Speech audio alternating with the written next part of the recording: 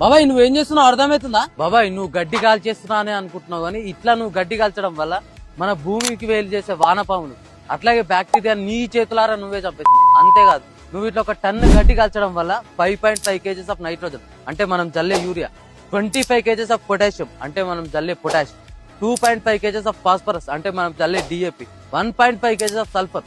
అంతేకాదు బాబాయ్ ఫ్యాక్టరీల కన్నా ఎక్కువ పొల్యూషన్ మనమే చేస్తున్నాం, అది మనకు తెలుస్తలేదు.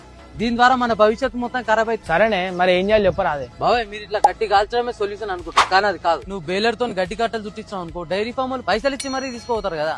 అట్లా నీతో కాలే మల్చర్ వేపించి ప్లవ్ వేపి, అట్లా నీతో కాలే మల్చర్ వేపించి రోటోవేటర్ వేపి. అయినా నా దగ్గర అవన్నీ పైసలు లేవు అనుకున్నావు అనుకో, మన బయట వేస్ట్ డికంపోజర్ అని దొరుకుతుంది, 20 నుంచి 25 రూపాయలలో ఉంటుంది. నువ్వు తెచ్చి వాటర్ లో కలిపి కొట్టుకున్నావు అనుకో, 20 నుంచి 25 రోజులలో డికంపోజ్ అయ్యి ఎరువు అవుతుంది. మనం మళ్ళీ ఎరువులు కొనాల్సిన అవసరం లేదు కదా.